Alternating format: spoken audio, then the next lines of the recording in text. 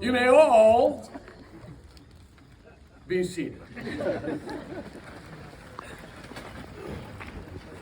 The bride has kindly requested that you all put your phones away for the duration of the ceremony, but since my baby sister is not the boss of me,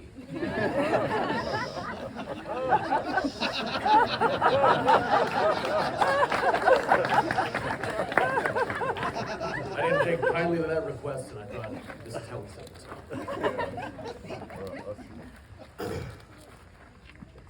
Ladies and gentlemen, if the faces now gazing upon our beloved bride and groom are any indication, we gather here today to make America great again. I am thrilled that the next time my baby sister indicts me for failing the ideological purity test of her Los Angeles-based enlightenment, I can remind her that she and Ian are uniting two families with the ethnic diversity of a tub of Cool Whip. Welcome to Lincoln, Massachusetts. We're receiving guests from such far-flung melting pots as Sudbury, Massachusetts, Gaithersburg, Maryland, and choice enclaves in Indiana and Ohio. You think it's an accident that this outdoor ceremony was scheduled for dusk? No. As a melanoma survivor myself, I'm particularly pleased that your wedding gift bags have been stuffed to the gills with tubes of SPF 75. So buckle up, folks. This one's going to be a bumpy ride, as it's my distinct honor to assemble us here for this most sacred of occasions, to wit, my final ever performance as a wedding officiant.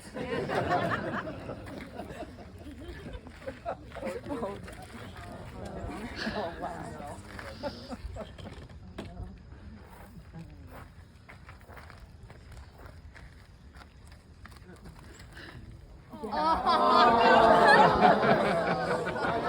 Look who it is. Check, check, check.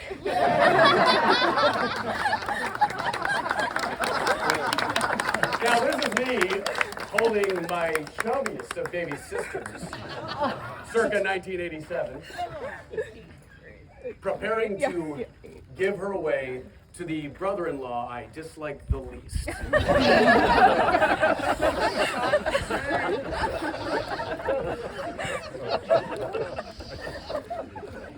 Yep, I'm retiring from the game. Never again shall I stand before an audience of friends, family, and the socially obligated to solidify holy matrimony's coercive legal obligations as bequeathed unto us by medieval Europe. It's just that I'm like maybe a little blasé to be going out with such a whimper. Like, can anyone imagine a more gratuitously self-indulgent ceremony than the wedding of Ian Krebs-Smith to Brenna Rose Summer? 14 years and going strong, with no end in sight. Cool.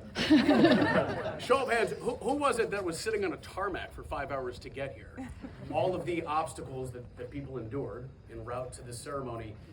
On behalf of the bride's family, I apologize for the time you've invested to bear witness to the most anticlimactic love story.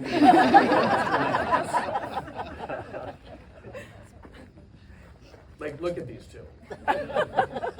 Mocking us. This is my last time officiating, so I'm going to keep it real. Per the statistics, numbers alone, most of the people in this sculpture garden are divorced, getting divorced, actively planning to divorce as we speak. Not these two. Nope. Either it's love, or one of them grabbed the shovel after the other's felonious hit and run. Something has bound them together. Despite offering planet Earth's most functional relationship, atop a decade-and-a-half-long legacy of genuine bliss and sinful cohabitation, they've decided to spice things up Russian roulette style with the loaded cylinder of the revolver we call marriage. And just to drive home the point, they're parading around their respective sets of parents and siblings, all of whom are married, never divorced. Not this holdout, proudly stumbling through his 42nd year of Peter Pan syndrome. In keeping with an inadvertent family tradition, my sister asked me to officiate today's ceremony, just requesting that I be mindful of Midwestern sensibilities. No. What incendiary sentiments could possibly damage the rock-solid bonds of love that these two have for one another? On the other hand, what words of advice can I offer? What words can any of us offer these two?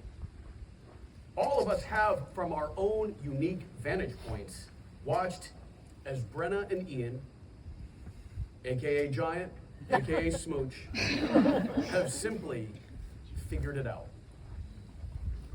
Their example restores society's promise of what marriage can be, proof of the potential of love and loyalty, in no small part assisted by their ingenious twin life hacks of not having children and moving 3,000 miles away from parents.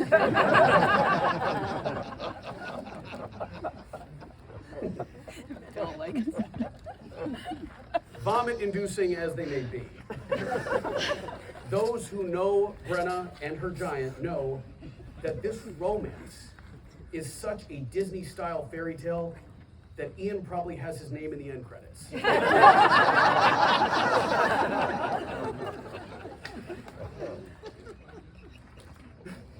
By unfailingly prioritizing each other's feelings above their own, they have created their own world and then made it their oyster. This is a portrait of the better selves we could be in the relationships we forge with our own significant others. The news makes it easy to be pessimistic about our future. Apparently, aliens are real now. That's the thing. Artificial intelligence is obviating all of our professions. There's a land war in Europe. Our national debt defies the basic arithmetic my nephew is learning in the first grade, and we're one Chinese lab-made virus away from species extinction. But today's ceremony at least reassures us that there's one worry we can cross off that list. Our baby sister has found her person. Here, here.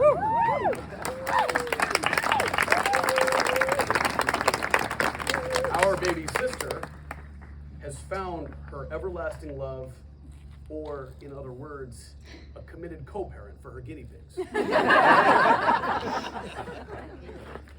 If only we all had a giant, someone who doesn't just understand, but who celebrates our quirks and eccentricities.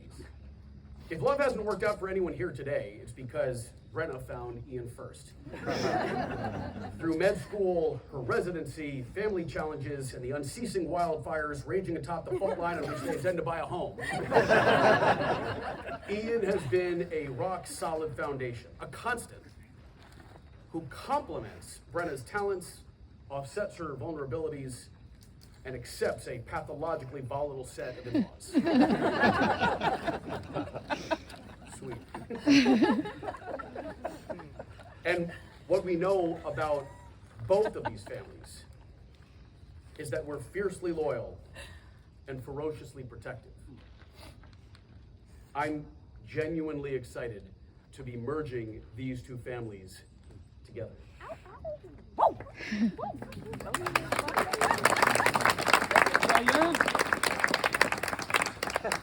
Now, by family, of course, I also refer to the longtime friends who orbit the bride and groom. So with that, I wish to call Teal to the microphone.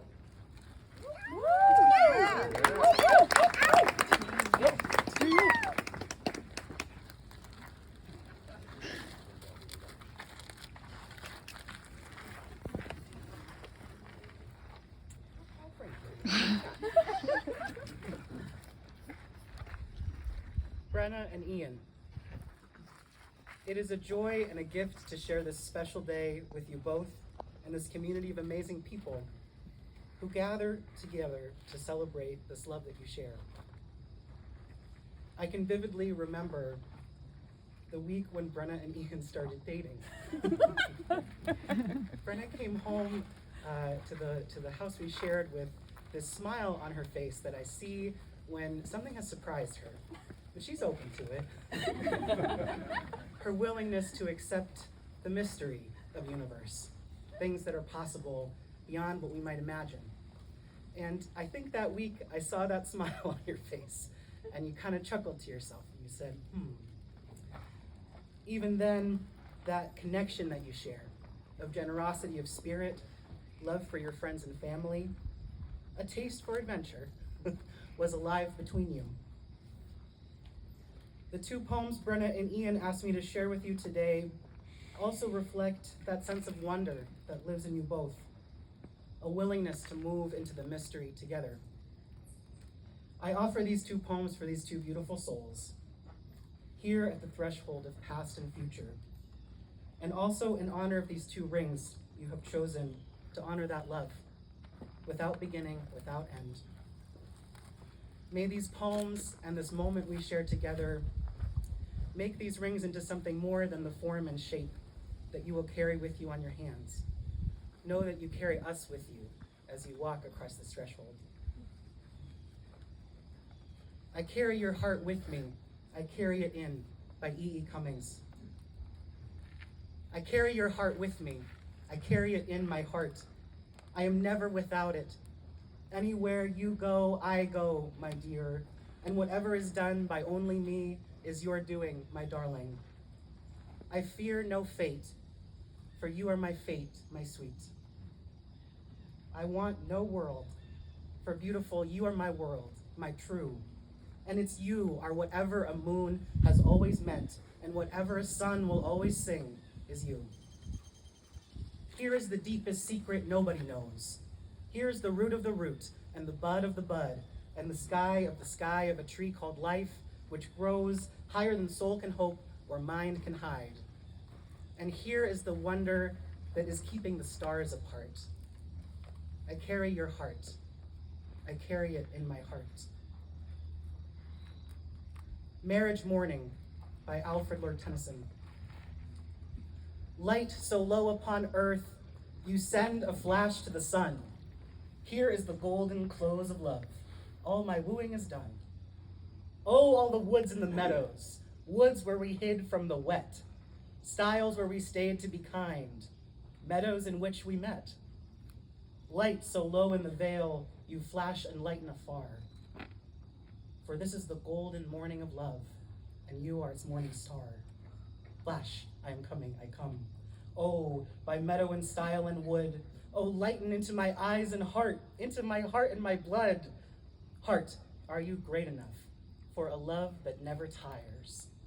Oh, heart, are you great enough for love? I have heard of thorns and briars.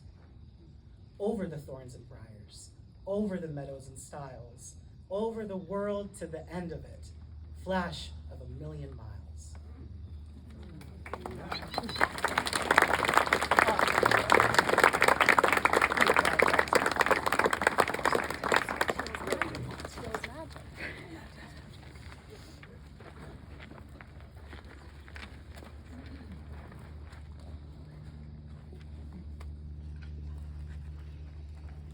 This relationship has survived distance and the often more challenging proximity.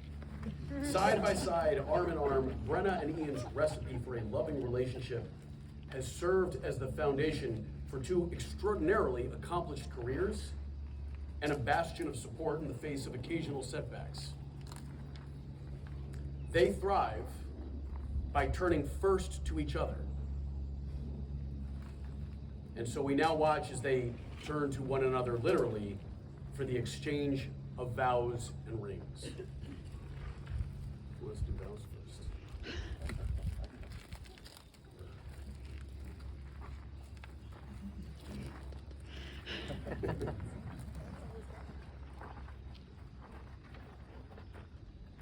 Brenna, my love, my smooch. What a journey we've had getting to this moment today. From partying in college, our most gourmet dates, to Taco Bell. Through our homes in California and all the challenges of long distance. I'm ecstatic our some days today. You are my every dream come true. I'm so incredibly lucky to have found you and for every day I get to spend with you. Thank you for all that you are. Your unlimited love, your inspiring perspective, and warm comforts. I love growing and exploring this world with you, continually elevating each other.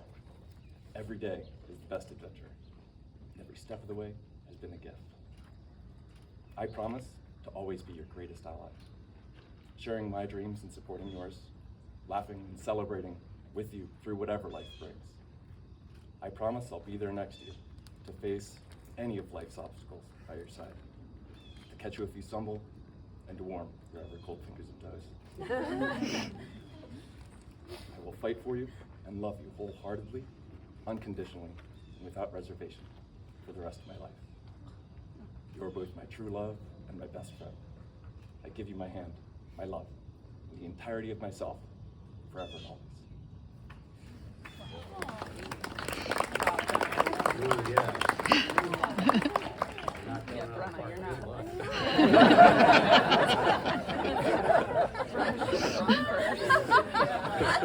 You should have gone first. Brenna. Sorry. You see anybody? I know they do better. My sweet love, my giant Smooch. There's so many reasons I love you. Thank you for teaching me that love can be kind, patient, and forgiving. Thank you for such a secure, deep love that we could be independent and following our fortunes and still coming back together, and without it being a threat to one another. Thank you for your continuous support of love that I always feel. Thank you for waiting for me as I pursued my career, even though it brought me across the country, and waiting with your arms open for having me. Thank you for being yourself and trusting me with you. Thank you most of all for accepting me as me and helping me grow into a better version over and over the past 14 and a half years. I vow always to face every obstacle as your teammate, as us against the problem. I vow to respect you as an equal partner as we encounter each new adventure. I vow to always work for our relationship, first and foremost, as allies together. I'll always support you and love you. I look forward to growing old with you and to growing with you. If there's anything that's true, it's been tried, tested, and proven through all of the adventures and trials of med school, jobs changing, all of that. We'll continue to do it together no matter what happens. And what we know is the world will swirl around us and we'll take it hand in hand together. I vow to love you forever and always, in every circumstance. Wow.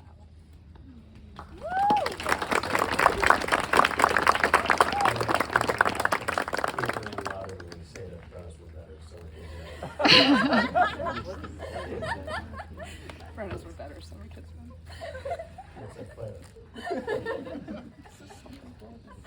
Sounds like it is.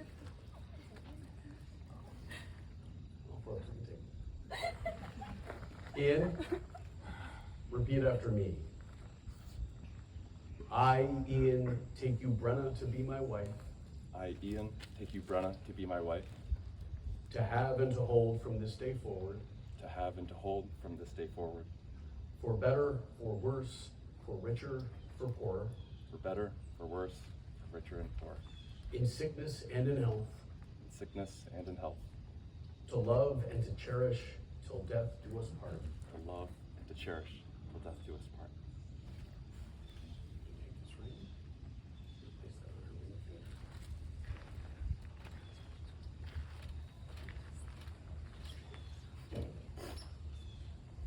Brenna, repeat after me. I,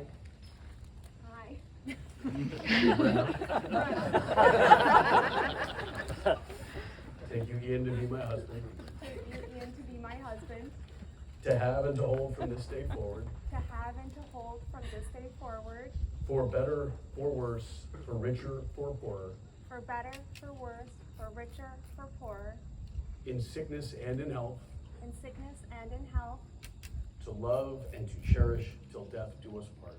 to love and to cherish till death do us part.